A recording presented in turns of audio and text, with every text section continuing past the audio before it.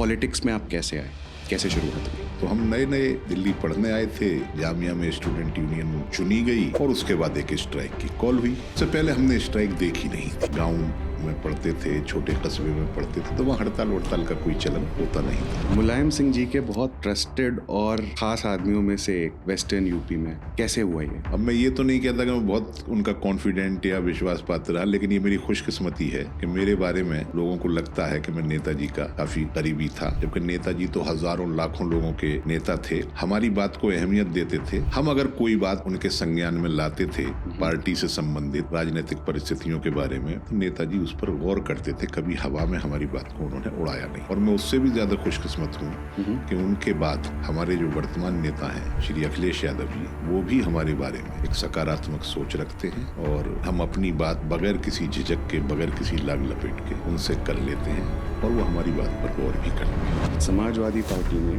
बाहुबली नेताओं को बहुत संरक्षण दिया है, इसके बारे में आपका क्या कहना है? ऐसा ये रियलिटी थी कि संरक्षण में रहते थे और अब नहीं रहते हैं? कि बाहुबली हमारी पार्टी की दिशा और नीति तय करने में उनका कोई योगदान रहा नहीं। जो बाहुबली कहे भी जाते थे हमारी पार्टी में। अब बात करते हैं संभल में नवंबर में एक इंसिडेंट होता है, उसके बाद थोड़ा सा सिविल अनरेस्ट हुआ, क्योंकि आप संभल से आते हैं। क्या इमेज है और क्या सिनेरियो है वहाँ पर अभी?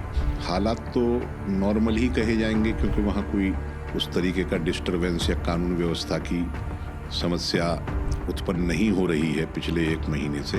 तो हालात को तो हम नॉर्मल कह भी सकते हैं, लेकिन इसके पीछे मुझे बड़ी कोई साजिश रूलिंग पार्टी की और सांप्रदायिक शक्तियों की नजर आती है। एक वर्ग में या एक तरफ ऐसा भी देखा जाता है कि सांप्रदायिक राजनीति करने वाली मुस्लिम सपोर्टिंग पार्टीज भी हैं, तो उस बीच में आपकी पोजीशन क्या है? मतलब ऐसे में सांप्रदायिकता सिर्फ प्रो हिंदूज नहीं है, प्रो मुस्लिम पार्टीज भी हैं।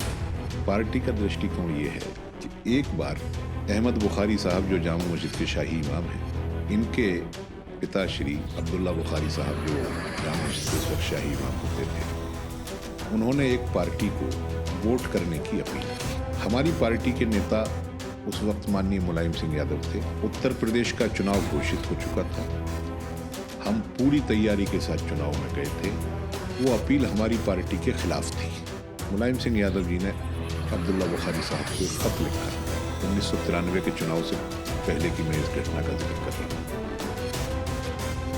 कि आपका काम मस्जिद में इमामत करना है, ना कि लोगों को वोट देने के लिए सलाह देना। इसलिए आप अपनी सलाह अपने पास रखिए और ये काम आपको शोभा नहीं देता, इस काम को न करें। Hello sir, welcome to the show. नमस्कार। नमस्कार।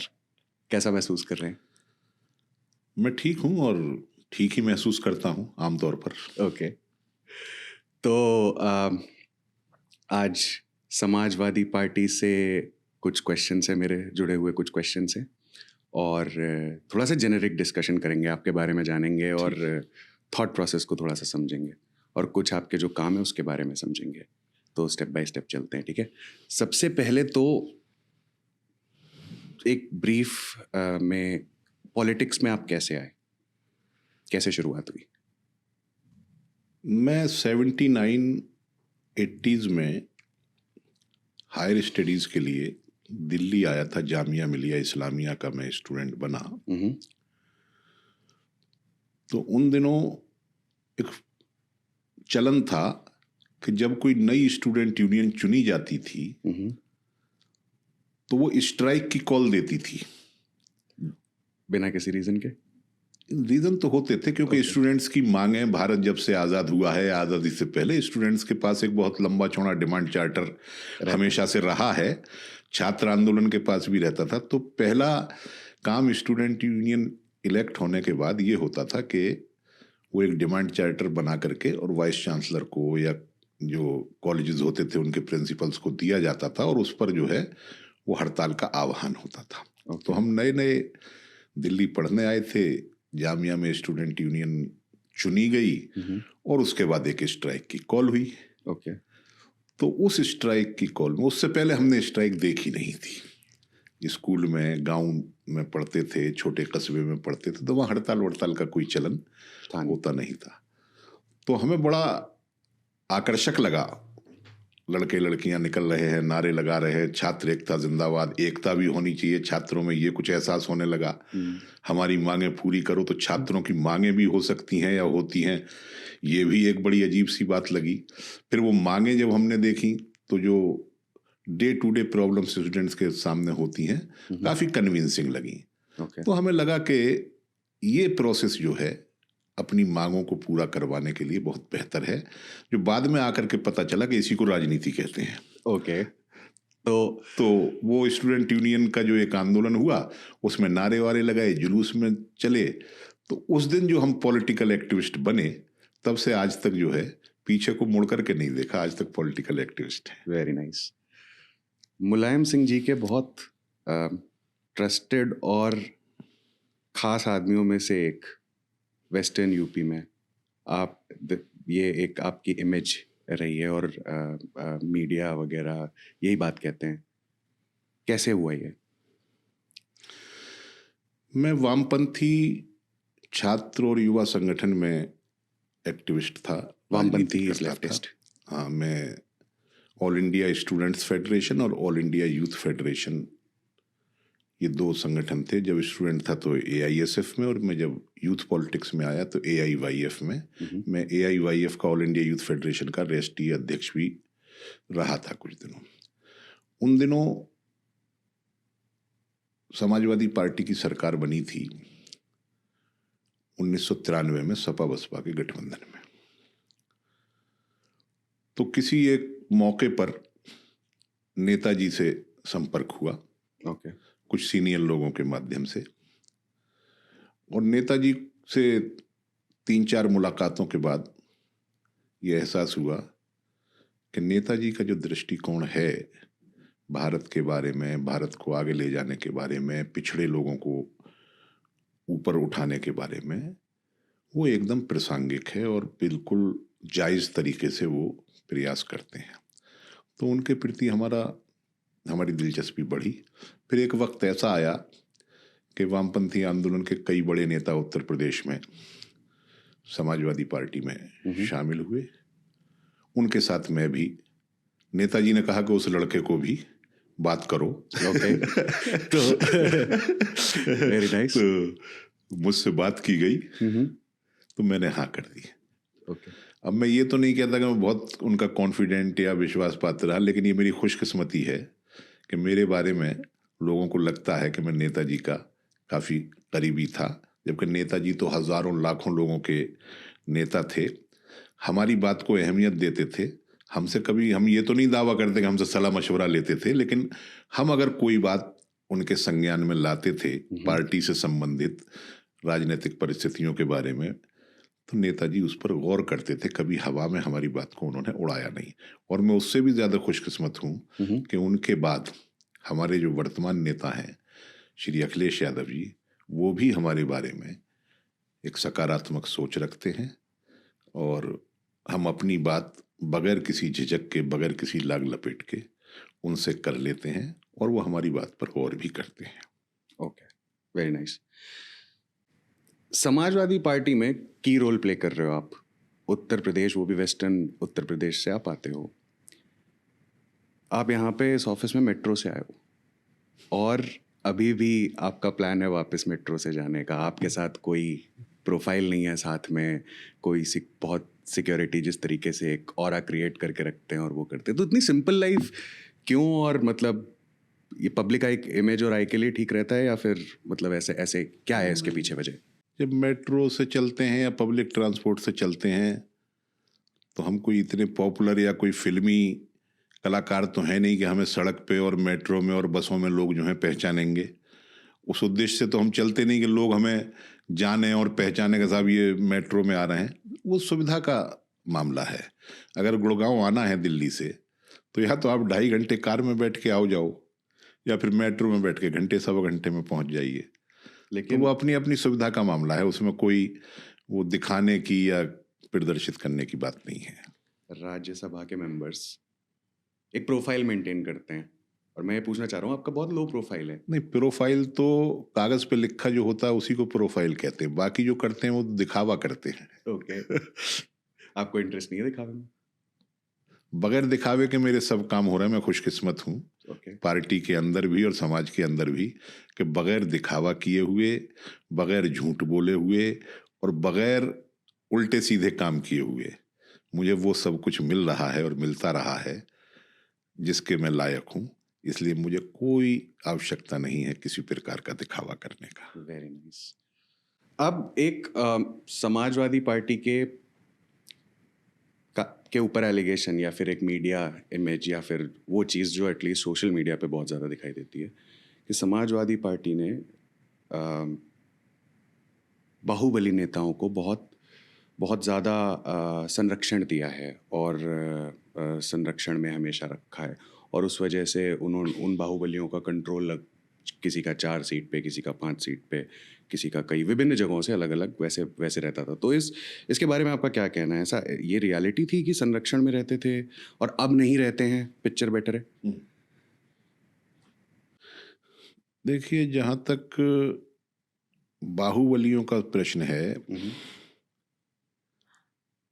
ये पिछले 30-40 सालों से मैं देख रहा हूँ कि राजनीति में बाहुबलियों के प्रवेश का मामला शुरू हुआ, और इसमें कोई बहुत सफाई देने की स्थिति इसलिए नहीं है क्योंकि कोई भी राजनीतिक दल भारत के अंदर, शायद वामपंथी दलों को एक्सक्लूड कर सकते हैं, उनके अलावा कोई भी राजनीतिक दल ऐसा नहीं है जिनसे बाहुबली किसी न किसी समय पर या वर्तमान में न जुड़े हुए हों। जहाँ तक समाजवादी पार्टी का सवाल है, मैं पूरे यकीन के साथ ये कह सकता हूँ कि भले ही कुछ लोगों पर बाहुबली होने का आरोप लगा हो, तो हमने उनसे किनारा भी किया है। अगर जब हमारी नॉलेज में ये आया कि ये जो हैं इस लायक नहीं है कि इन्हें पार्टी के साथ रखा जाए, तो हम लोगों ने उनसे किनारा भी किया, और कभी भी बाहुबली हमारी पार्टी की दिशा और नीति तय करने में उनका कोई योगदान रहा नहीं। जो बाहुबली कहे भी जाते थे हमारी पार्टी में, वो डिसीजन मेकिंग से बहुत दूर होते थे, और हमने समय समय पर उनसे किनारा भी किया। मुझे याद है 2002 के इलेक्शन में माननीय नेताजी ने ऐलान कर दिया था कि हम किसी खराब छवि के, बाहुबली तो छोड़िए, किसी खराब छवि के व्यक्ति को हम टिकट नहीं देंगे, और हमने कई कई बार के एमएलए और एमपी रहे हुए लोगों के टिकट काटे और उनको टिकट नहीं दिए। आज भी अखिलेश जी की जो प्रायोरिटी है वो साफ सुथरे पढ़े लिखे लोगों को, समझदार लोगों को, राजनीतिक मिजाज रखने वाले लोगों को पार्टी में आगे बढ़ाने की है, और बाहुबलियों से दूर दूर तक अखिलेश जी का कोई सरोकार रहता नहीं है। अब अपने क्षेत्र में कोई दबंग आदमी है, कोई ज़्यादा इन्फ्लुएंशियल है, आज सरकार उसे अपराधी घोषित कर दे, सरकार की मर्जी, उसे बाहुबली घोषित कर दे, सरकार की मर्जी, उसे बहुत ख़राब बैड कैरेक्टर का डिक्लेयर कर दे, वो सरकार की मर्जी। तो ऐसे तो केसेस होते हैं, लेकिन हमारा बाहुबलियों से आज की तारीख में कोई दूर दूर तक का रिश्ता नहीं है, और हम उनके ऊपर डिपेंडेंट नहीं है। अब बात करते हैं संभल में। नवंबर में एक इंसिडेंट होता है, उसके बाद थोड़ा सा सिविल अनरेस्ट हुआ। क्योंकि आप संभल से आते हैं, तो क्या क्या इमेज है और क्या सिनेरियो है वहाँ पर अभी? देखिए, कुल मिला के हालात तो नॉर्मल ही कहे जाएंगे, क्योंकि वहाँ कोई उस तरीके का डिस्टरबेंस या कानून व्यवस्था की समस्या उत्पन्न नहीं हो रही है पिछले 1 महीने से। तो हालात को तो हम नॉर्मल कह भी सकते हैं, लेकिन इसके पीछे मुझे बड़ी कोई साजिश रूलिंग पार्टी की और सांप्रदायिक शक्तियों की नजर आती है। कैसे? वो ऐसे कि अचानक एक याचिका दाखिल होती है डिस्ट्रिक्ट कोर्ट में, उसी दिन उस पर ऑर्डर आ जाता है, उसी दिन पूरा डिस्ट्रिक्ट एडमिनिस्ट्रेशन सेम डे मानो तैयार बैठा है, सेम डे 2 घंटे के अंदर वो सर्वे की टीम भी तय कर देता है, और कोर्ट कमिश्नर को लेकर के ऑर्डर होने के 2.5 घंटे के अंदर अंदर मस्जिद के ऊपर सर्वे करने भी पहुंच जाते हैं। इतनी तेजी के साथ सुप्रीम कोर्ट का आदेश भी इम्प्लीमेंट होते हुए हमने आपने कभी देखा नहीं होगा। फिर उस दिन जब गए, सर्वे का काम शुरू हुआ, वहां कोई गड़बड़, कोई हंगामा संभल में नहीं हुआ। सब लोगों ने शांति के साथ इनका सर्वे संपन्न कराया। जब उस दिन कुछ नहीं हुआ तो 2-3 दिन के बाद, 4 दिन के बाद फिर ये कसक रह गई कि जिस मकसद के तहत ये काम किया जा रहा है वो तो कुछ हुआ नहीं। तो फिर दूसरा सर्वे करने के लिए वो टीम सुबह ही सुबह पहुंच गई। सर्दियों के दिनों में 7 बजे सूरज निकल करके सीधा नहीं होता है, मैं आपको बता दूं। तो 7 बजे से पहले वहां डिप्लॉयमेंट हो गया और रात में 10:30-11 बजे सब पार्टियों को बताया गया सुबह को सर्वे होगा और सुबह जरूर होगा और होना है। तो इस तरीके से सुबह ही सुबह वो हो गया। तो एक लोगों में ये शक शुबा बढ़ा कि भाई ऐसा क्या हो रहा है कि सुबह ही सुबह, जब सूरज भी पूरे तरीके से भी निकल करके सीधा नहीं हुआ, इतना बड़ा डिप्लॉयमेंट और मच, तो वो दुर्भाग्यपूर्ण घटनाएं वहाँ घटी। लेकिन एक संतोष की बात यह है कि सरकार के लाख प्रयासों के बावजूद, अधिकारियों के लाख प्रयासों के बावजूद अभी भी वहाँ हिंदू मुसलमान एक दूसरे के सामने खड़े नहीं हुए हैं। जो कुछ भी विवाद है वहाँ के लोगों का, या एक पक्ष का, या माइनॉरिटी कम्युनिटी का, या मुसलमानों का, वो सरकार की जो मॉडस ऑपरेंडी है उसके साथ है। हिंदू समुदाय के साथ मुसलमानों का वहाँ अभी तक कोई विवाद सामने नहीं आया है और मुसलमानों के साथ हिंदू समुदाय का कोई विवाद सामने नहीं आया है।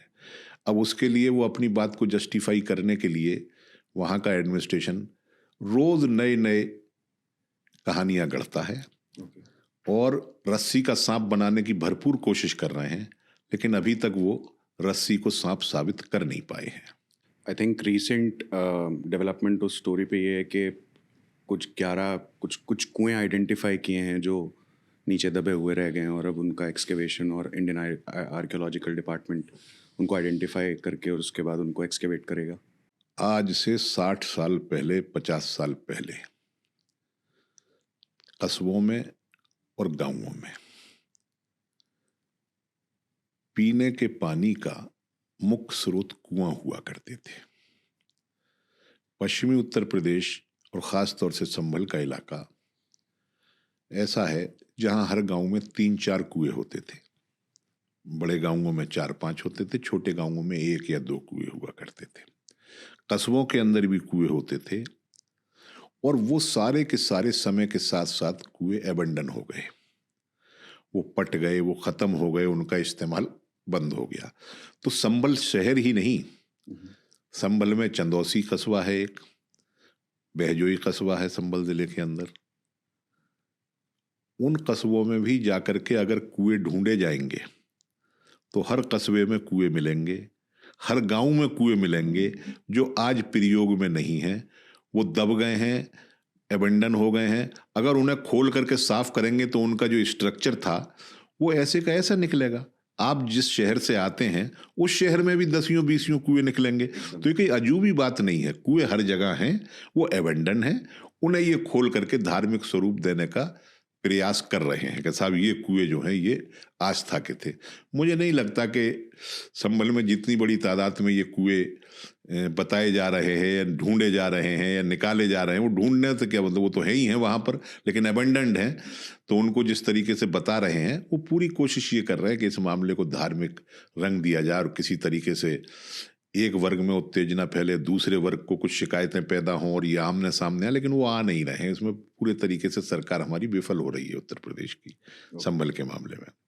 तो प्राइमरी कॉज अभी भी जो आपका कहना है कि गवर्नमेंट का, वो रिलीजन से लोगों को मिसगाइड करना है।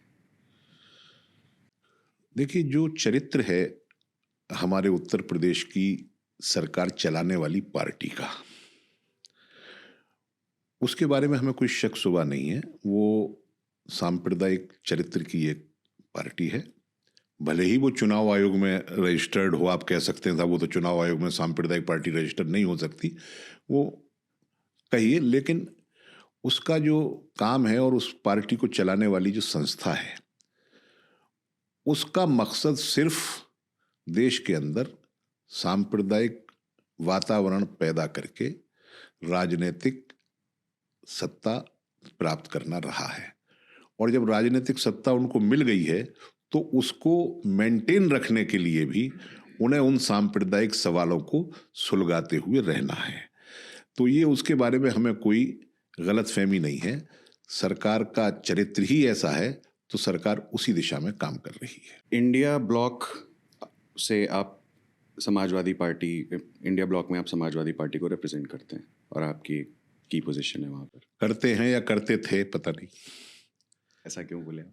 मैं इसलिए बोल रहा हूँ कि इंडिया ब्लॉक आज कहाँ है कहाँ नहीं है, ओके, ये एक रिसर्च का विषय हो गया है। आप भी करिए, हम भी करते हैं। जब भी वैसे बहुत, क्योंकि पार्टी को जितनी भी हैं, हर पार्टी की अपना एक उनका यूएसपी होता है और एक आइडियोलॉजी होती है। तो चाहे कोalition की गवर्नमेंट हो, कोalition की गवर्नमेंट में फिर भी, क्योंकि मुझे ऐसा लगता है सबके बराबर से फ़ायदे होते हैं, तो गवर्नमेंट रन कर जाती है या चल जाती है। बहुत सक्सेस रेट नहीं है उसका भी बहुत ज़्यादा हाई, लेकिन फिर भी चल जाती है। लेकिन जब आप किसी को हराने के लिए एक स्ट्रैटेजिकल फॉर्म में अगर कोalition होता है, जो कि इंडिया ब्लॉक का था, उसमें ज़रा सा भी अगर फेलियर आया तो चीज़ें इधर उधर हो जाती हैं।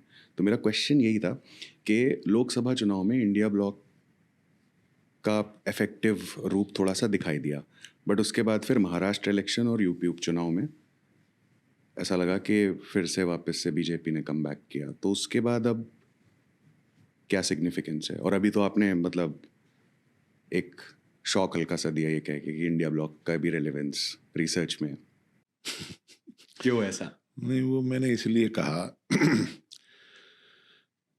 कि जहाँ तक हमारी पार्टी का सवाल है, इंडिया गठबंधन का सदस्य होने के नाते जो जिम्मेदारी हमारी पार्टी की थी वो हमने पूरे तरीके से उसका निर्वहन किया।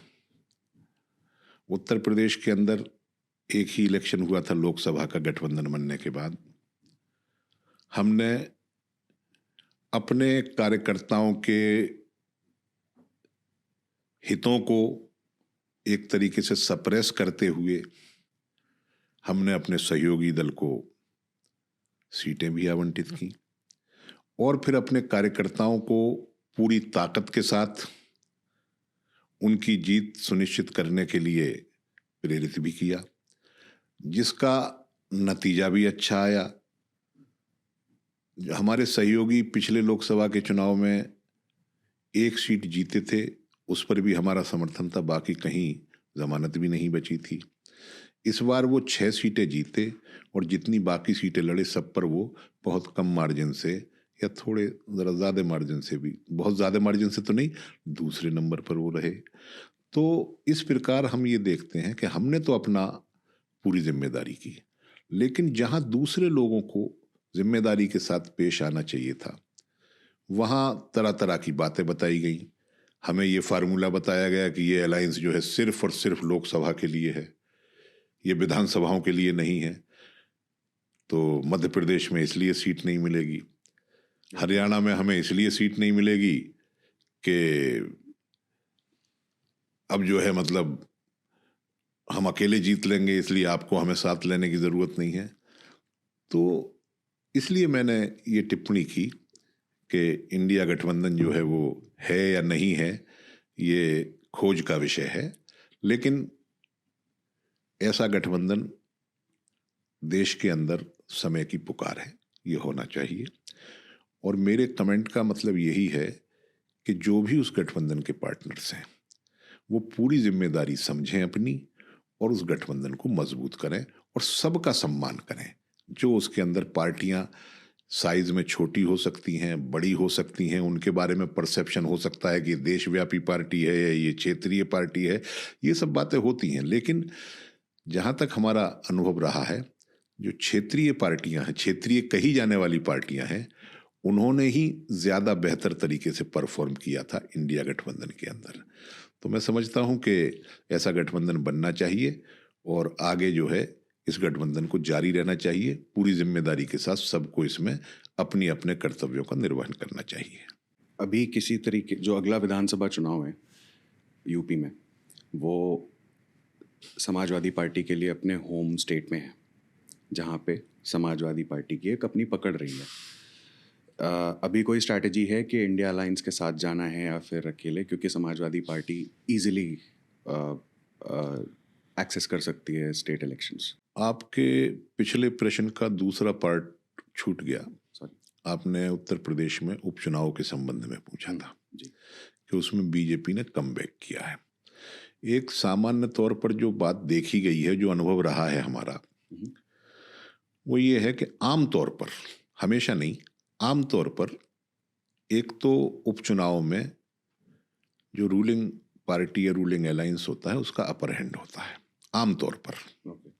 हमेशा नहीं और सब जगह नहीं। एक कारण तो वो होता है, और दूसरे ये जो उपचुनाव हुआ है उत्तर प्रदेश में, इसके अंदर बेईमानी के जो सरकारी मशीनरी कर सकती है और सरकारी मशीनरी के दुरुपयोग के सारे रिकॉर्ड टूट गए, सारे रिकॉर्ड टूट गए। जब आप कह रहे हैं सरकारी मशीनरी, तो इसका ये ईवीएम मैं बता रहा हूं आपको। मेरे करीब में सीट है संभल लोकसभा क्षेत्र के अंदर कुंदर की, जिसके बारे में योगी जी बहुत आजकल जिक्र करते हैं। वहां बीजेपी का उम्मीदवार जीता हुआ बताया गया है। 2022 में जो बीएलओज थे, 2024 में जो बीएलओज थे, बीएलओज होते हैं बूथ लेवल ऑफिसर्स, जो वोट बनाते हैं, बूथ का इंतजाम करते हैं। जो वोट मर गए हैं या स्थान छोड़ के चले गए उनके नाम काटते हैं। जो 18 साल के हो गए हैं उनके वोटों को बढ़ाते हैं। किसी के नाम में कोई त्रुटि होती है तो वो त्रुटि ठीक करते हैं। इस तरीके से जो वोटर लिस्ट बनाने का सारा दारोमदार है वो बीएलओज पर होता है। मुरादाबाद जिले का वो सेगमेंट है और संभल लोकसभा का पार्लियामेंट्री कॉन्स्टिट्यूंसी का सेगमेंट है। वहाँ का जो डेमोग्राफिक कंपोजिशन है वो करीब 60-65% वहाँ मुसलमान हैं और 30-35% हिंदूज हैं।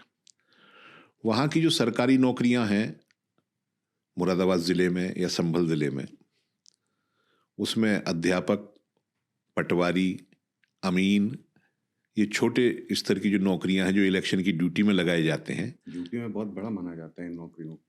नहीं, ठीक है, मतलब महत्वपूर्ण है, लेकिन हायरार्की में काफ़ी नीचे हैं वो। मतलब उनसे नीचे फिर बस पियोन ही रहता है, उसके अलावा और कोई नहीं होता। तो उन नौकरियों में मुसलमानों की परसेंटेज भी 20 से लेकर के 30% तक है, इंस्टेड ऑफ 60% ऑफ कंट्रीब्यूशन। ठीक है, वो मुझे उस बात से एतराज नहीं है। पॉपुलेशन 60% है, लेकिन नौकरियों में वहाँ 20-25-30% तक मुस्लिम कम्युनिटी के लोग हैं। और यही परसेंटेज उनकी 2022 के बीएलओज की लिस्ट में प्रदर्शित हो रही थी, और 2024 में जब पार्लियामेंट का इलेक्शन हुआ तो इसी परसेंटेज में बीएलओज जो थे 2024 में भी थे। लेकिन जब उपचुनाव आया तो जो लिस्ट जारी हुई बीएलओज की, उसमें एक एक मुसलमान को, एक एक यादव को उस लिस्ट से हटा दिया गया। ये मैं पूरी जिम्मेदारी के साथ कह रहा हूं, और इसलिए कह रहा हूं कि वो सारी लिस्टें लेकर के मैं और प्रोफेसर रामगोपाल यादव, जो हमारे नेता हैं, पार्टी के प्रमुख महासचिव हैं, हम चुनाव आयोग के पास गए कि ये 2022 की लिस्ट है, ये 2024 की लिस्ट है, और ये जो उपचुनाव से पहले लिस्ट बनी है ये है, इसमें एक भी मुसलमान नहीं है, एक भी यादव नहीं है, इस पर कुछ हस्तक्षेप कीजिए। मैं कह रहा हूं कि चुनाव आयोग भी हैरान था उस लिस्ट को देख करके, और उन्होंने कहा कि हम देखते हैं, ऐसा कैसे हो सकता है, ऐसा तो होना नहीं चाहिए। वोट के अंदर जो है किसी को हम जो है किसी का वोट रोकने नहीं देंगे, और हर एक का वोट पड़ेगा और किसी का गैर उससे पड़ेगा नहीं। उन्होंने जो कहना था वो कहा, लेकिन नीचे जो मशीनरी काम कर रही थी, जब चुनाव आयोग से कोई जांच गई होगी यकीनन, तो उसमें से कुछ तो बीएलओज मुस्लिम कम्युनिटी के और यादव कम्युनिटी के बना दिए गए हम्म, और बड़े पैमाने पर उनसे बैक डेट में दरख्वास्तें ली गई कि मेरा बच्चा बीमार है, मेरी बीवी बीमार है, मेरा पति बीमार है, मैं ड्यूटी कर नहीं सकता हूँ, चुनाव आयोग की जिम्मेदारी की ड्यूटी होती है, इसलिए मुझे मुक्त कर दिया जाए। मतलब वो एक तरीके से उसे कागज का पेट भरना कहते हैं, वो काम किया गया। कुल मिलाकर के नतीजा ये हुआ कि बात वहीं के वहीं रही। जब तक बीएलओ का काम भी खत्म हो चुका था, जो काम उन्हें करवाना था वो करवाया और बड़े पैमाने पर वोट काटे गए। लेकिन बीएलओज वोट मैं अभी भी नहीं समझ रहा हूँ। और एक क्वेश्चन है कि बीएलओज, जैसे आपने नाम का करेक्शन बताया या फिर वोटर लिस्ट में नाम या जो लोग छोड़ के चले गए, एडिशन एंड डिलीशन, इससे वोट्स कटते, मतलब कैसे एक बीएलओ कैसे काट सकता है किसी का वोट? मैं बताता हूँ आपको। बीएलओ ऐसे काटता है, मेरे गांव के बहुत सारे लोग दिल्ली में काम करने आते हैं, वो यहाँ साल में 8-9 महीने का वक्त व्यतीत करते हैं दिल्ली में, त्योहारों पर अपने घर जाते हैं, वोट सबके गांव में है। दिल्ली में चूंकि उनका परमानेंट एड्रेस नहीं है, दिल्ली के वो बाशिंदे नहीं हैं, जिस कारखाने में काम करते हैं उसी कारखाने में सो जाते हैं, वहीं बराबर के ढाबे पर खाना खा लेते हैं, वो अपना मत का अधिकार वहाँ प्रयोग करते हैं। अब एक बीएलओ जो इंस्पायर्ड है रूलिंग पार्टी की आइडियोलॉजी से, या उसके ऑफिसर का निर्देश है कि तुम्हें यहाँ इन लोगों के वोट कम करने हैं, तो वो उनके वोट को डिलीट करने के लिए सिफारिश लिखता है कि ये यहाँ से छोड़कर दिल्ली जाकर के रहने लगा, ये यहाँ से छोड़ करके मुरादाबाद जाने शिफ्ट कर गया है, अब ये यहाँ नहीं रहता है। अगर आप वहाँ जाकर के देखेंगे तो वाकई वहाँ नहीं रहता है, क्योंकि वो दिल्ली में मजदूरी कर रहा है, तो रोज तो वहाँ मिलेगा नहीं वो। लेकिन वो दिल्ली में चूंकि वोटर नहीं है, दिल्ली में उसका घर नहीं है, परमानेंट मकान नहीं है, उसका पूरा परिवार वहाँ रह रहा है, वो खुद जो है नौकरी करने यहाँ आ गया है, मजदूरी करने, इलेक्शन के बाद पहुंच जाता है, वोट का प्रयोग करता है।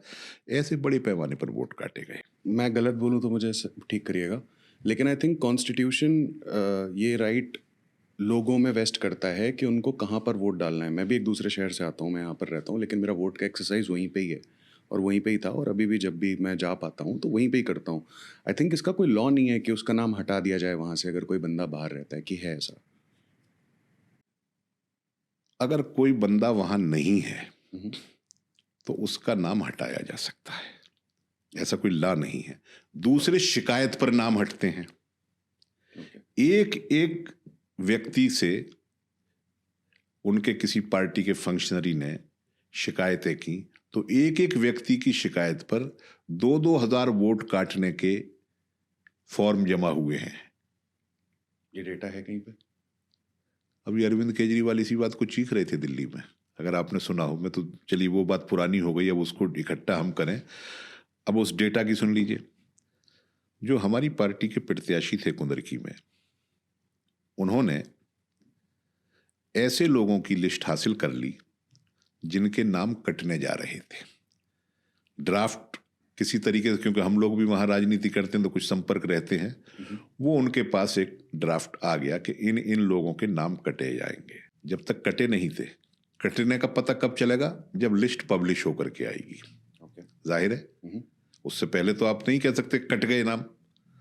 उन्होंने वो ड्राफ्ट हासिल कर लिया और उनमें से 300-400 लोगों को उन्होंने इकट्ठा किया और वो डिस्ट्रिक्ट मजिस्ट्रेट के दफ्तर पे जाकर प्रदर्शन करके आए कि मेरा नाम ये है और मैं इस बूथ का रहने वाला हूं, मेरा वोट काटा जा रहा है।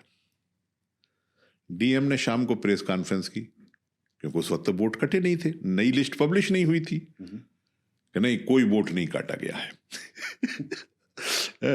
और ये लिस्ट जो है ये है, इसमें कोई वोट नहीं कटा, और उनके ऊपर एफआईआर दर्ज कर दी गई जो एहतियातन। लेकिन उसका फायदा ये हुआ कि वो जिस स्पीड से वोट काटने की योजना थी फ्लॉप हो गई, वो थोड़ी स्टॉप हो गई। फिर क्या हुआ? फिर ये तरकीब निकाली एडमिनिस्ट्रेशन ने कि नामों में गड़बड़ की जाएगी। अहमद की जगह खां लिख दिया जाएगा, खां की जगह हुसैन लिख दिया जाएगा, हुसैन की जगह अख्तर लिख दिया जाएगा। जो सेकंड नेम है उसमें थोड़ा सा उसे डिस्प्यूटेड कर दिया जाएगा। लेकिन अब तो आधार नंबर से भी मैं लिंक बता, वो फिर आधार से मैच नहीं होगा जब वोट डालने व्यक्ति जाएगा तो। लेकिन आई थिंक वोट तो आधार सिर्फ दिखा के डाल सकते हैं। वो कंपलसरी नहीं है, डाल सकते हैं, लेकिन उसमें लिस्ट में तो नाम होना चाहिए। आधार में नाम लिख रहा है मयंक वाजपेयी और वोटर लिस्ट में लिख रहा है मयंक शर्मा, वो कहेंगे तुम्हारा नाम नहीं है, तुम तो वाजपेयी हो, तो शर्मा का नहीं है। तो इस तरीके का नाम वो भी थोड़ा आउट हो गई बात। तो हमारे लोगों ने उसका शोर मचाना शुरू कर दिया, अखबार, सोशल मीडिया, ये कि ऐसे ऐसे नाम गड़बड़ करने की कोशिश की जा रही है, तो वो काम भी रोक दिया गया। उसके बाद तो ये हुआ कि वहां पुलिस और प्रशासन सब लग गए और हर गांव से उन्होंने आधार कार्ड ही इकट्ठे करने शुरू कर दिए। ये बिल्कुल मैं झूठी बात नहीं बता रहा हूं, पूरी जिम्मेदारी के साथ कह रहा हूं। गांवों के प्रधानों से, गांवों के राशन डीलरों से कहा कि आप आधार कार्ड इकट्ठे करके दीजिए। जो बीट के सिपाही थे उस हल्के के, कॉपीज की बात हो रही है या फिर ओरिजिनल आधार कार्ड इकट्ठे कर लीजिए, क्योंकि आजकल वोट डालने के मामले में या हर मामले में जो आईडी है वो आधार कार्ड ही रह गई है। अब जो है वोटर आईडी भी लोग इतनी जिम्मेदारी के साथ नहीं बनवाते या इतनी फिक्रमंद उसके लिए नहीं रहते जितना आधार कार्ड, क्योंकि आधार जो है सब चीज़ों का कॉमन हो गया है। तो वोटर आईडी तो ज़्यादा रहे नहीं है प्रैक्टिकली, अगर आप देखें तो अब आधार पे ही सब डिपेंडेंस हो गई। तो उन्हें सेफ कस्टडी में रखा, हर गांव से 150-200 आधार कार्ड इकट्ठे करके पुलिस ने, एडमिनिस्ट्रेशन ने, राशन डीलरों ने, प्रधानों ने इकट्ठे कर करके दिए। वो परसेंटेज उनकी कम हो गई और अपने लोगों की उन्होंने ड्यूटी लगाई हर जगह। 20-20, 30-30 लोगों के ग्रुप हर बूथ पर भेजे, जो बेरोक टोक पता था कि ये है, वहां पुलिस वालों को मालूम था कि ये टीम है, ये डालेगी वोट। और आपने देखा होगा कि एक जगह तो पुलिस का दरोगा जो है वो बंदूक तान करके महिलाओं को बूथ की तरफ जाने से रोक रहा था, जबकि पर्ची भी दिखा रही थी कि नहीं वोट नहीं पड़ेगा, वापस जाओ वापस जाओ वापस जाओ। वो आया था हमारे जिले में ही 2-3 जगह जब बात पकड़ में आई और शोर शराबा हुआ सोशल मीडिया पर, जब बात हुई तो वो ड्यूटी से हटाए गए सिपाही या उन्हें सस्पेंड किया गया। वो टाइम थोड़े टाइम के लिए होता है। तो इस तरीके से सरकार ने सारी बेईमानी की हदें और सरकारी मशीनरी का दुरुपयोग करने की सारी हदें पार कर दी थी। जो आपने पूछा कि ऐसा कोई उदाहरण, तो मैंने ये आपको उदाहरण दिए। इस तरीके से उत्तर प्रदेश के उपचुनाव में भारतीय जनता पार्टी ने तथाकथित जीत हासिल की है। और अखिलेश जी ने तो चुनौती दी चुनाव आयोग को कि आप कॉन्स्टिट्यूंसीज के अंदर जहां बीजेपी जीती है, सर्वे करा लीजिए, अगर 20-25% लोगों के हाथ पर भी अगर वोट डालने वाली स्याही का निशान हो, 25% लोगों ने भी वोट नहीं डाला है। सुप्रीम कोर्ट ऑडिट कर रहे हैं उसका। इससे एक फॉलोअप क्वेश्चन है मेरा कि अगर इतना, पहली चीज तो प्राइम मिनिस्टर जो सुप्रीम बॉडी है, जैसे लेट्स से अगर पॉलिटिक्स या फिर जो पब्लिक इलेक्टेड मेंबर्स हैं, चाहे वो प्राइम मिनिस्टर हो गया या कोई और पॉलिटिकल पार्टी का मेंबर, अगर वो इलेक्शन कमीशन को इन्फ्लुएंस कर सकता है, तो इस देश में पहले भी रिप्रेजेंटेटिव्स रहे हैं जिनकी बहुत अच्छी पकड़ थी और पूरे देश पे उन्होंने अच्छे से, मतलब उनका शासन और प्रशासन जो भी था वो था, तो वो भी टैम्पर करते। तो जो आज गवर्नमेंट है वो कभी आ नहीं पाती। और आज की भी जो गवर्नमेंट है वो स्टेट इलेक्शंस में और अभी लोकसभा वाला एग्जाम्पल था उसमें हार जाती है। और बहुत सारे ऐसे एरियाज़ हैं जहाँ पर आज भी मुझे ऐसा लगता है कि पॉलिटिकल सिग्निफिकेंस के फॉर्म में कोई भी पार्टी जाना चाहे, बीजेपी जाना चाहती है ईस्ट, मैं गलत कह रहा हूँ?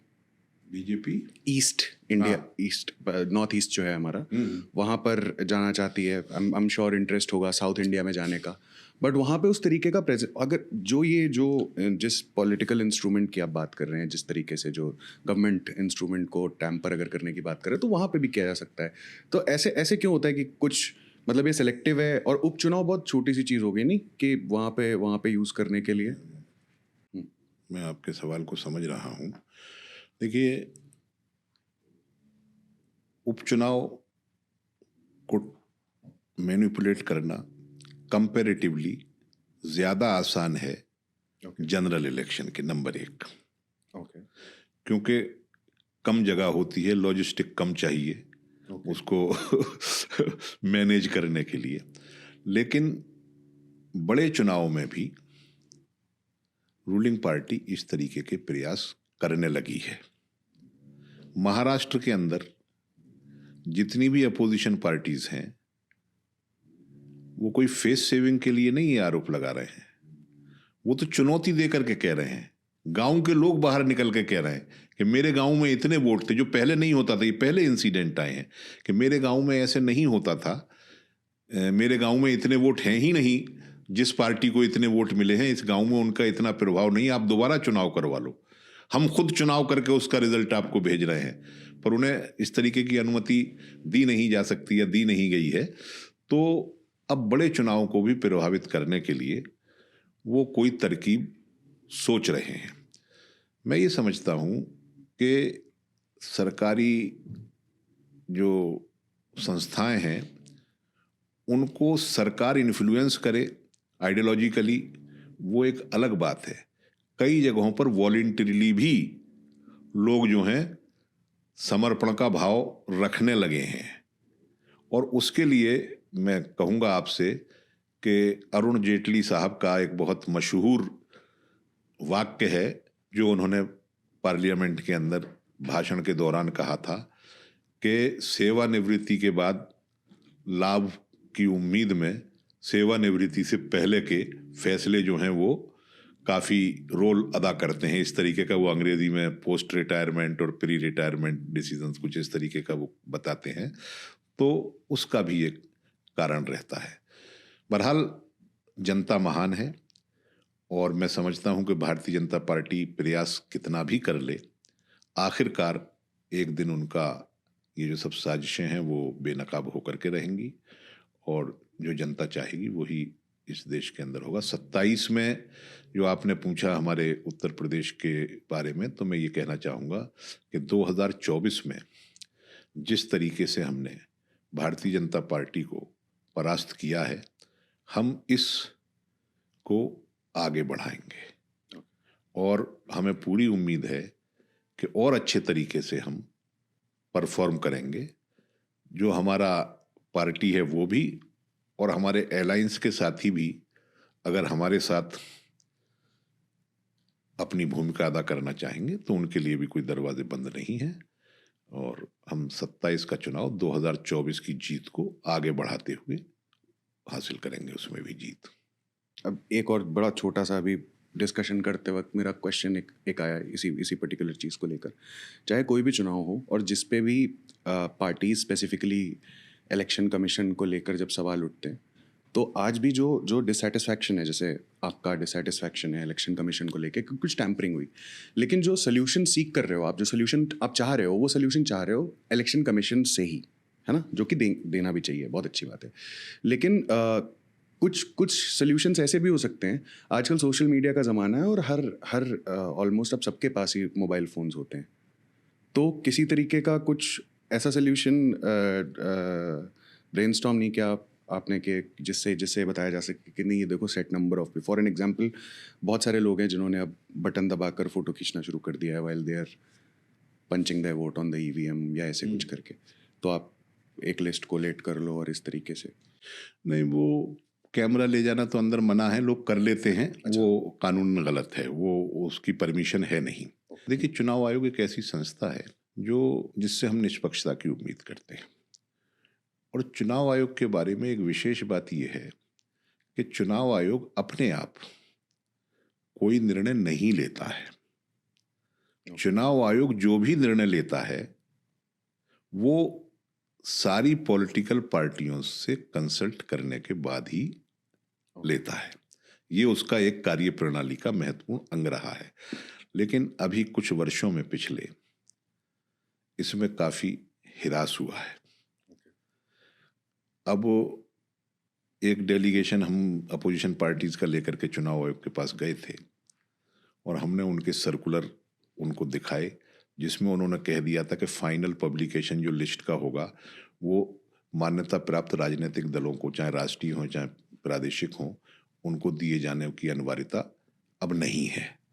तो हम लोगों ने जाकर के उनसे कहा कि ऐसा आप कैसे कर सकते हैं, जो एक चलन है, फाइनल पब्लिकेशन जब होगा तो उसकी कॉपी आप हमें देंगे, पब्लिकेशन से पहले देंगे और पब्लिकेशन के बाद देंगे।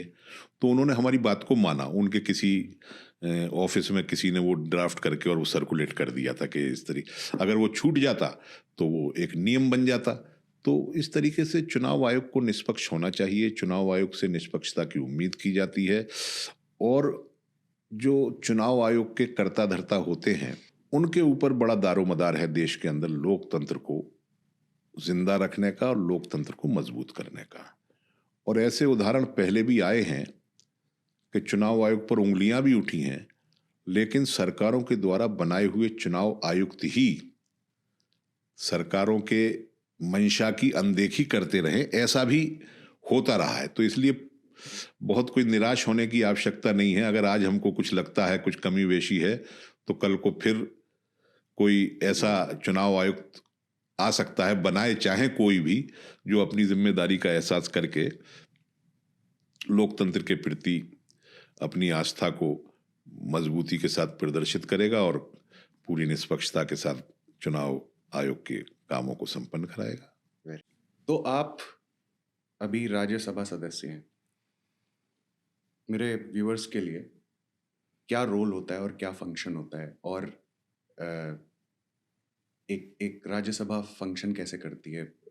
आप लोग जो बोलते हैं, हम टीवी पे बहुत बारी डिबेट देख रहे होते हैं, कुछ फनी सा लिख के आता है 0 आवर, तो क्या होता है वो?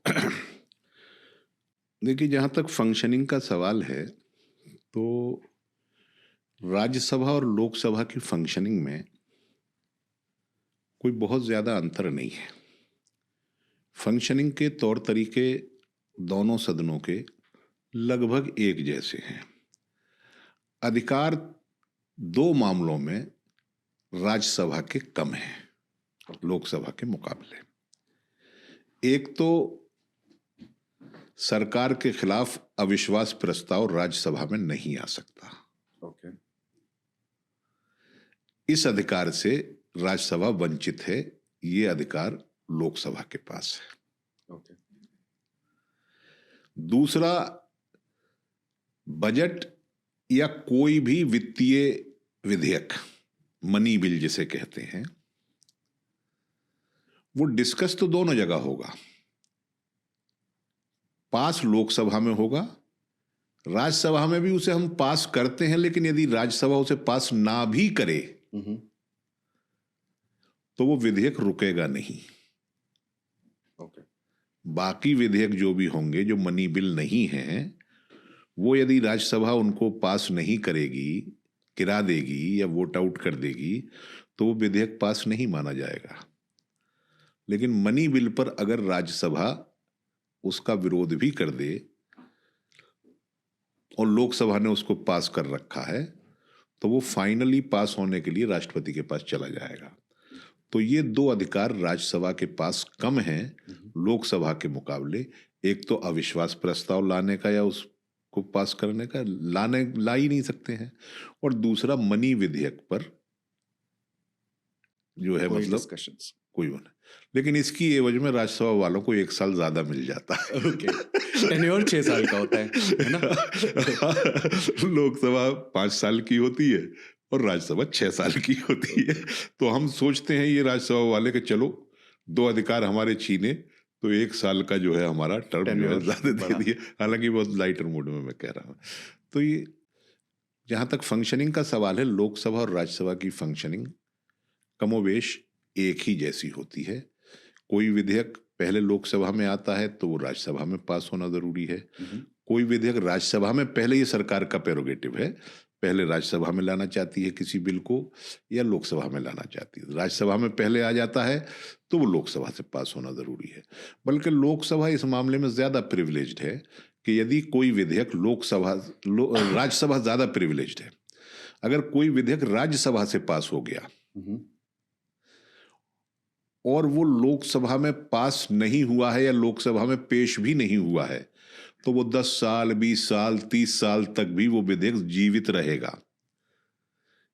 यदि कोई विधेयक लोकसभा से पास हो गया और राज्यसभा में पेश नहीं हो पाया, कई ऐसे विधेयक अभी पेंडिंग होते हैं, और जिस दिन लोकसभा भंग होगी उस दिन वो विधेयक भी मृत हो जाएगा। वो फिर दूसरे पेंडिंग में नहीं जाता, पेंडिंग नहीं। जैसे आपने महिला आरक्षण का देखा होगा, 1996 में महिला आरक्षण राज्यसभा से पास हो गया था। 96 में देवगौड़ा जी की सरकार में महिला आरक्षण विधेयक, और बार बार उसे लोकसभा में लाने का प्रयास किया जाता था और वहां पास नहीं हो पाता था, लेकिन वो विधेयक जो है मरता नहीं था, वो जीवित रहता था। लेकिन अगर लोकसभा में पहले ला करके विधेयक पास करा लिया जाए और राज्यसभा से पास ना हो या राज्यसभा में न लाया जाए तो वो लोकसभा की अवधि समाप्त होते ही वो विधेयक भी समाप्त हो जाता है, फिर उसे नए सिरे से लाना पड़ेगा, चाहे लोकसभा में लाइए या राज्यसभा में लाइए। तो ये थोड़े से मामूली से अंतर या बहुत छोटे से अंतर हैं। बाकी आमतौर पर लोकसभा और राज्यसभा की फंक्शनिंग एक जैसी होती है। लेकिन दो सदन बनाने का मकसद संविधान निर्माताओं का ये था कि राज्यसभा को अपर हाउस कहा गया था और जो क्रोनोलॉजी है उसकी, उसमें राज्यसभा पहले आती है और लोकसभा बाद में आती है। तो एल्डर हाउस कहा गया था, अपर हाउस कहा गया था। उसका मकसद ये था कि यदि लोकसभा के अंदर कोई निर्णय वोट के कंसीडरेशन को या अपनी शक्ति के कंसीडरेशन को ध्यान में रखते हुए या अपने बहुमत के आधार पे आपने कुछ भी पास कर लिया, तो राज्यसभा से ये उम्मीद की जाती थी कि हाउस ऑफ एल्डर से इसमें समाज के विभिन्न वर्गों के एक्सपीरियंस्ड लोग आएंगे। हालांकि अब वैसा उसका कंपोजिशन नहीं रहा है, थोड़ा बहुत है भी। तो वो जो हैं उन फैक्टर्स से प्रेरित नहीं होंगे जिनसे लोकसभा एक बार को प्रेरित हो सकती है। यानी सरकार के जो कंसीडरेशन हो सकते हैं अपनी ताकत के आधार पर, जनमत के बहुमत के आधार पर, वो शायद लोकसभा के लोग ज़्यादा अनुभवी होंगे, ज़्यादा एक्सपीरियंस होंगे, वो उन चीज़ों से प्रभावित नहीं होंगे और वो निष्पक्षता के साथ उनकी स्क्रूटनी कर पाएंगे जो लोकसभा से जो मामले पास होकर के राज्यसभा के सामने आएंगे। तो ये इस प्रकार की फंक्शनिंग है, कोई बहुत ज़्यादा फर्क है नहीं दोनों सदनों की फंक्शनिंग में। जी, थैंक यू। एक वर्ग में या एक तरफ ऐसा भी देखा जाता है कि सांप्रदायिक राजनीति करने वाली मुस्लिम सपोर्टिंग पार्टीज भी हैं, तो उस बीच में आपकी पोजीशन क्या है? मतलब ऐसे में सांप्रदायिकता सिर्फ प्रो हिंदूज नहीं है, प्रो मुस्लिम पार्टीज भी हैं। पार्टी का दृष्टिकोण ये है कि एक बार अहमद बुखारी साहब जो जामा मस्जिद के शाही इमाम हैं, इनके पिता श्री अब्दुल्ला बुखारी साहब जो जामा मस्जिद के उस वक्त शाही इमाम होते थे, उन्होंने एक पार्टी को वोट करने की अपील की। ओके, कौन सी पार्टी थी? चलिए, किसी को की। हमारी पार्टी के नेता उस वक्त माननीय मुलायम सिंह यादव थे। उत्तर प्रदेश का चुनाव घोषित हो चुका था, हम पूरी तैयारी के साथ चुनाव में गए थे। वो अपील हमारी पार्टी के खिलाफ थी। मुलायम सिंह यादव जी ने अब्दुल्ला बुखारी साहब को एक खत लिखा 1993 के चुनाव से पहले की मैं इस घटना का जिक्र कर रहा हूं कि आपका काम मस्जिद में इमामत करना है, ना कि लोगों को वोट देने के लिए सलाह देना। इसलिए आप अपनी सलाह अपने पास रखिए और ये काम आपको शोभा नहीं देता, इस काम को न करें। ये खुला खत माननीय मुलायम सिंह यादव जी ने अब्दुल्ला बुखारी साहब को चुनाव की घोषणा होने के बाद, प्रचार शुरू होने के बाद लिखा। उसके बावजूद मुस्लिम कम्युनिटी का बड़ा तबका मुलायम सिंह यादव जी के साथ आया, नंबर एक। नंबर दो, 2004 के इलेक्शन में अहमद बुखारी साहब जो वर्तमान में जामा मस्जिद के इमाम हैं, इनकी क़यादत में एक अटल हिमायत कमेटी बनी थी जिसमें तथाकथित मुस्लिम बुद्धिजीवी उसके अंदर लामबंद हुए थे और उन्होंने एक नैरेटिव देने की कोशिश की थी कि अटल बिहारी वाजपेयी से ज़्यादा सेकुलर तो हिंदुस्तान में आज तक कोई हुआ नहीं है और इसलिए मुसलमानों को कोई भी परेशानी का कारण नहीं है बीजेपी को समर्थन करने में। तो अटल हिमायत कमेटी के नाम से उसका जुलूस भी निकला, उसकी प्रेस कॉन्फ्रेंस भी हुई, उसका सम्मेलन भी हुआ, सब काम हुए। लेकिन उसके बावजूद भी मुसलमानों ने अटल हिमायत कमेटी के आह्वान को रद्द कर दिया और सेकुलर पार्टियों को वोट दिया 2004 में, जिसमें बड़ी तादाद में समाजवादी पार्टी भी जीती थी और बड़ी तादाद में कांग्रेस भी जीती थी और कांग्रेस की सरकार भी 2004 में UPA 1 की सरकार बनी थी। तो प्रश्न ये नहीं है कि सांप्रदायिकता की राजनीति करने वाले दोनों पक्षों में हैं, लेकिन कौन अपनी कम्युनिटी में ज्यादा इन्फ्लुएंशियल है। आज एक जमाना था जब हिंदू कम्युनिटी में सांप्रदायिकता की राजनीति करने वालों को गिने चुने वोट मिलते थे, गिने चुने। कई कई स्टेट पार करने के बाद एक एमएलए भी नहीं होता था जनसंघ का, लेकिन आज वो स्थिति नहीं है। और मुसलमानों की सांप्रदायिकता की राजनीति करने वालों के साथ तो ये उनका हश्र तो हमेशा ही खराब रहा है, ये आप समझ लीजिए। इतनी बड़ी तादाद में मुसलमान यहाँ हैं, सांप्रदायिकता की राजनीति या उनके नाम पर जो लोग पार्टियां बना करके चले, कभी वो सरसब्ज नहीं हुए। और आज़ादी के बाद से जो हिंदुस्तान में मुसलमान हैं, उनका एक बहुत स्पष्ट ये मानना रहा है, जो उन्होंने अपने वोटिंग पैटर्न से हर बार बताया है, कि वो नेशनल मेन स्ट्रीम में जो सेकुलर पार्टीज हैं उनके साथ खड़े होते हैं। ओवैसी साहब चुनाव से पहले पूरे तामझाम के साथ हर चुनाव में उत्तर भारत में आकर के उतरते हैं। फाइनली अब आपने नाम लिया है? फाइनली मैं बता रहा हूँ आपको, चूंकि उनकी पार्टी MIM है, और वो आजकल जब बाइनरी के संबंध में सवाल पूछा जाता है तो दूसरा पार्टी पूछने वाला सवाल वो ओवैसी साहब को ही मान करके सवाल पूछता भी है, ये भी मैं जानता हूँ। लेकिन कभी उन्हें उत्तर प्रदेश में सीटें नहीं मिली, कभी उनके कैंडिडेटों की जमानत नहीं बची, कैंडिडेट्स की। और जो बुरे से बुरा हाल एक राजनीतिक पार्टी की सांप्रदायिकता की राजनीति करने वाली पार्टी का हो सकता है, उस हश्र पर वो पहुंचते हैं हमारे उत्तर भारत के चुनाव में। एक आध घटना बिहार में हो गई थी कि एक बार उनके 4-5 MLA जीत गए थे, बाद में उनके साथ नहीं रहे। अदरवाइज उनकी कहीं स्वीकार्यता हैदराबाद के बाहर नहीं हो पाती है। उसके ऐतिहासिक कारण है, जो हैदराबाद में उनका एक मजबूत मामला है उनके वालिद साहब के ज़माने से या पुराने ज़माने से। तो ये बात तो सही है कि धार्मिक आधार पर या सांप्रदायिक आधार पर राजनीति करने वाले दोनों पक्ष में हैं, लेकिन ज्यादा अच्छी स्थिति किधर है? मुसलमानों में जो धार्मिक पोलराइजेशन की बात करते हैं, उन्हें मुसलमान सब्सक्राइब नहीं करते, ना पहले करते थे ना आज करते हैं। मुसलमानों के नेता आप देख लो, मुलायम सिंह सबसे बड़े नेता मुसलमानों के रहे उत्तर प्रदेश में और उत्तर भारत में। लालू यादव रहे, BP सिंह रहे, हेमवती नंदन बहुगुणा रहे। तो अगर इस ध्रुवीकरण में की बात ये बहुत सही होती, वो ध्रुवीकरण करने का जो प्रयास करते हैं उनके करने से होता नहीं मुसलमानों में ध्रुवीकरण। लेकिन बदकिस्मती से मुझे कहना पड़ता है, हालांकि बहुत अच्छी बात नहीं है ये, कि मेजॉरिटी कम्युनिटी में जिन्हें पहले कोई नाम लेवा नहीं होता था, उन्होंने अपनी पैठ बड़ी हद तक बढ़ा ली है।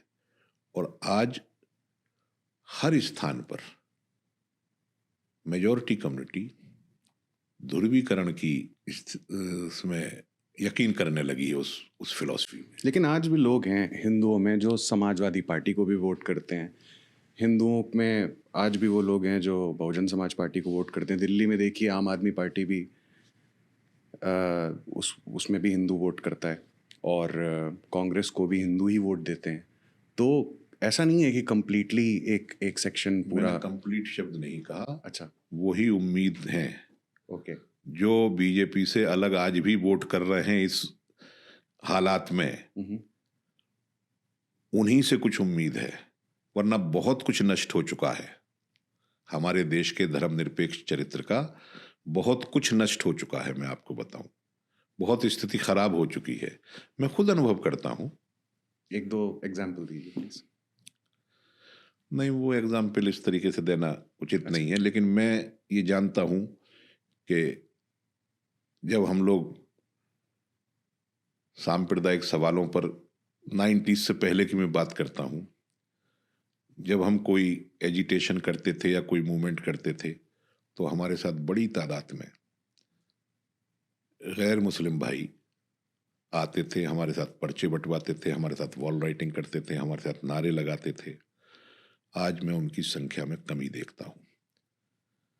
जब बाबरी मस्जिद राम जन्मभूमि का विवाद शुरू हुआ था, मैं दिल्ली में ही देखता था नई दिल्ली में मंदिर से लेकर मस्जिद तक ह्यूमन चेन बनती थी, चर्च से लेकर गुरुद्वारे तक ह्यूमन चेन्स बनती थी। आज इतना माहौल खराब किया जा रहा है, जजेस तक जो हैं वो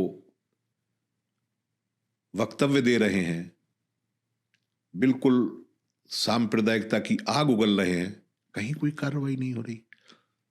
पहले अगर कोई व्यक्ति, में जब छात्र जीवन में था, कोई व्यक्ति हिंदू मुस्लिम के एंगल से कोई टिप्पणी भी कर देता था, चाहे मुसलमान चाहे हिंदू, तो उसी की कम्युनिटी के 10 लोग उसे शर्मिंदा करने पर उतारू हो जाते थे। आज हम देखते हैं कि जितना जहरीला भाषण करो इतने ही बड़े नेता हो, पार्टियां बुला बुला के उन्हें टिकट दे रही हैं। और जहरीला भाषण सिर्फ मुसलमानों के प्रति नहीं, हमारे देश के आजादी के आंदोलन के जो नायक थे, जो सिंबल थे, खासतौर से हमारे राष्ट्रपिता, उनके बारे में भी कुछ भी कहकर के लोग निकले चले जा रहे हैं। कहीं कोई ना कार्रवाई है, ना कोई उनसे सवाल पूछा जा रहा है। तो स्थिति मैंने आपको बताई कि बहुत कुछ खराब हो चुका है। और जिन लोगों का जिक्र कर रहे हैं ना, आपके वो सपा को भी वोट देते हैं, बसपा को भी देते हैं, कांग्रेस को भी देते हैं, उनकी संख्या बहुत कम हो गई है और वही उम्मीद की किरण है। मैं उनसे हाथ जोड़ करके ये निवेदन करता हूं कि कृपया अपनी संख्या को बढ़ाएं, अपने प्रभाव क्षेत्र को बढ़ाएं, वरना इस देश के साथ बहुत बुरा होने वाला है। एक पॉइंट पे, जैसे आज आप देख रहे हैं कि पावर किसी और पार्टी के पास है, आप भी पावर में थे, क्या डिफरेंस था तब और कैसे एंजॉय करते थे पावर? और मुझे एंजॉय वाला पार्ट ज़रूर बताना, आप स्पेशल प्रिविलेजेस क्या थे, कैसे इस्तेमाल करते थे ताकत का? देखिए, हमारा तो जो राजनीति में ग्रोथ है वो पॉलिटिकल वर्कर के रूप में ही है। हम जब एमपी नहीं थे या पार्टी में महत्वपूर्ण पदों पर नहीं थे, जब भी पॉलिटिकल वर्कर थे, और अब दूसरी बार एमपी बन गए हैं, तब भी हम अपने आप को पॉलिटिकल वर्कर के रूप में ही देखते हैं। तो पॉलिटिकल वर्कर का बहुत ज़्यादा प्रयास पावर को एंजॉय करने में रहता नहीं है। वो फेवर सीकर्स होते हैं जो पावर को एंजॉय करते हैं, और जब उन्हें एंजॉय करने की लत बहुत ज़्यादा हो जाती है तो वो इस पार्टी से उस पार्टी और उस पार्टी से उस पार्टी, वो सफ़र भी वो तय करते हैं। हाँ, लेकिन कुछ चीज़ें ऐसी हैं, जब सरकार में होते हैं तो कुछ सुमोटो प्रिविलेजेस अपने आप मिल जाती हैं। बड़ी साफ मैं बात बता रहा हूँ। जैसे हम लोग फील्ड में रहते हैं, हम फोन करें किसी ऑफिसर को तो उसका पीए ये कहता है कि साहब अभी जो है दूसरे फोन पर व्यस्त हैं, या साहब मीटिंग में बैठे हैं, आप अपना नंबर बता दीजिए, मैं अभी फोन वापस करवाता हूँ। ये किन ऑफिसर्स, किस लेवल के ऑफिसर्स की बात हो रही है? पुलिस के ऑफिसर हों, एडमिनिस्ट्रेशन के ऑफिसर हों, डेवलपमेंट डिपार्टमेंट के ऑफिसर हों, कोई भी हो, मतलब मैं एक जनरल बात बता रहा हूँ, एडमिनिस्ट्रेशन के जो भी ऑफिसर थे। और फिर वो शाम तक फोन वापस नहीं आता।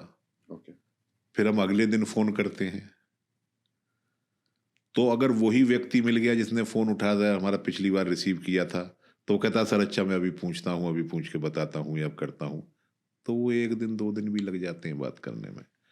जब हम पावर में होते हैं तो हम एक बार फोन करते हैं, नाम हम पूरा भी नहीं बोल पाते, हमारा नंबर देख करके ही वो कह देता है कि सर मैं दे रहा हूँ फोन अभी, चाहे वो कितनी ज़रूरी मीटिंग में बैठे हों अधिकारी उनके।